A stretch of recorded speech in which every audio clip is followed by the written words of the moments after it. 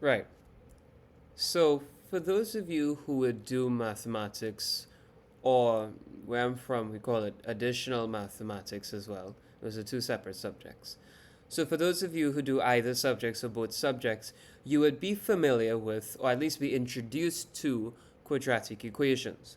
Now, what is a quadratic equation? It's an equation where you have variables and the maximum power to which one of the variables is raised to is 2. So to give you an example, you can have an equation that is x squared plus 3x plus 2. That is a quadratic equation because the largest power that a variable is raised to is 2. Now, just to give you some other types of equations, you have linear equations like y is equal to 3x plus 5. The maximum power that the variable x is raised to is, of course, 1. Cubic equations, 3x cubed plus 2x squared plus 4x plus c. Oh, no, it's not c, 3, right? The maximum power that the variable is raised to is 3. And quartic equations, where the maximum power that a variable is raised to is 4.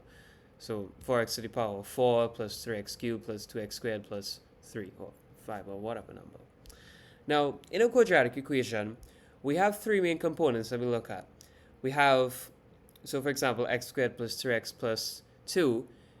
You're looking at the first component, which is the component whereby you have the variable raised to the power of 2, right? And then, of course, the next one, where you have a variable as raised to the power of 1, and then you have one which has no variables, or technically speaking, a variable that is raised to the power of 0.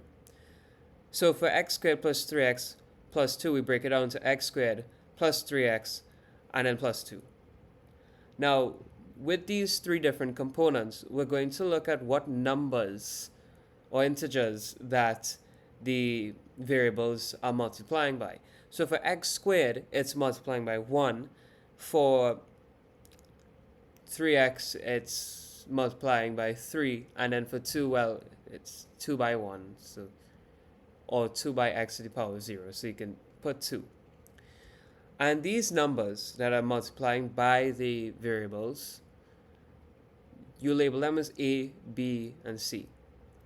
Now, this program, it takes a quadratic equation, and what it does is that it would find its roots. It can find the minimum maximum points, axis of symmetry, things like that. So the equation that we worked with here was x squared minus 9x plus 14.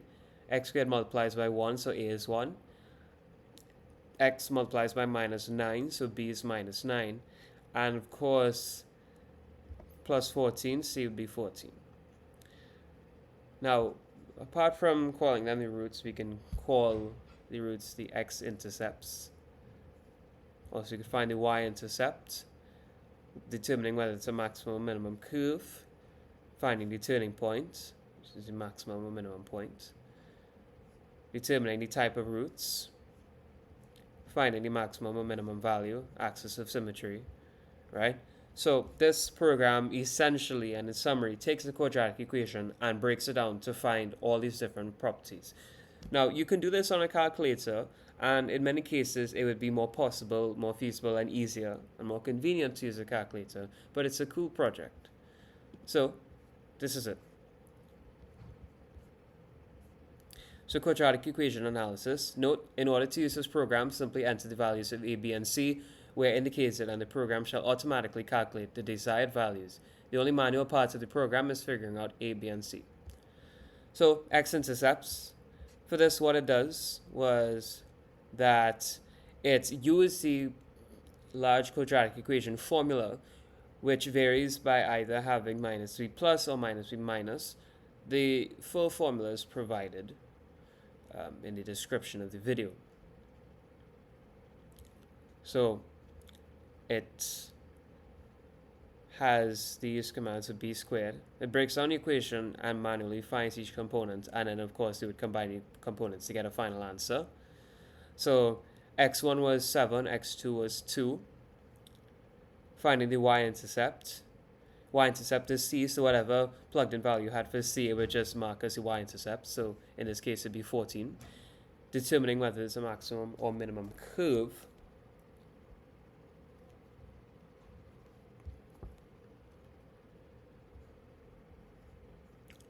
It'd be right here. So if a is greater than 0, a is positive, minimum curve, a less than 0, negative. It's a maximum curve. And then it would indicate whether minimum or maximum. Now a in this case is positive, therefore it was a minimum curve. Finding the turning point, this is basically the maximum or minimum point, right? So it determined here that it was x was 4.5 and the y coordinate was minus 12.5. And this is expected because if it's a minimum curve and it's heading in a downwards direction, oftentimes it will be below the x-axis.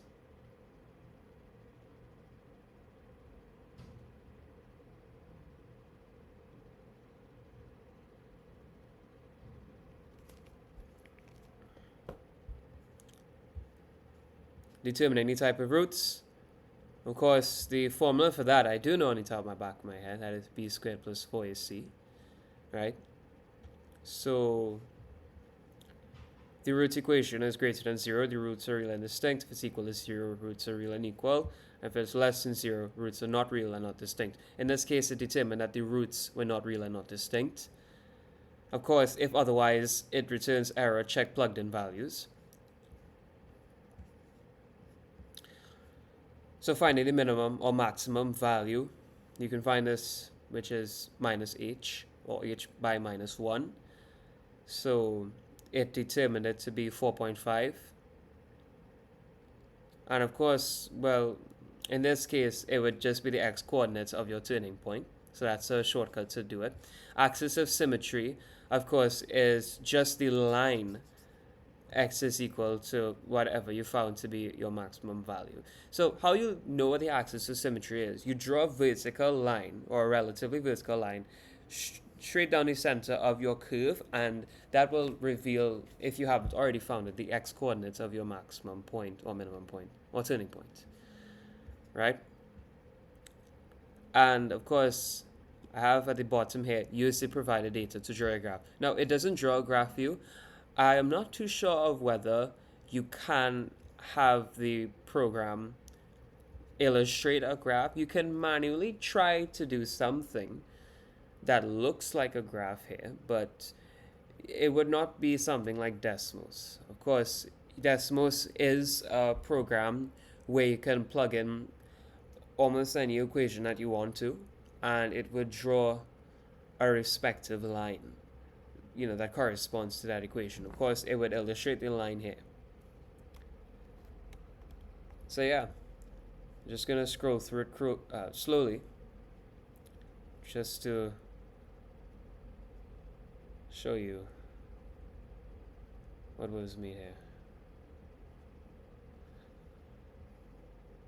Now, previously I would have showcased the password generator that was 729 lines of code, but technically speaking, it was about 100 or so lines of code.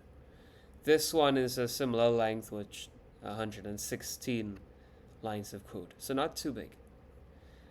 Most websites usually have 10,000 or more lines of code that make them up. This one, not as much. So yeah, that's it.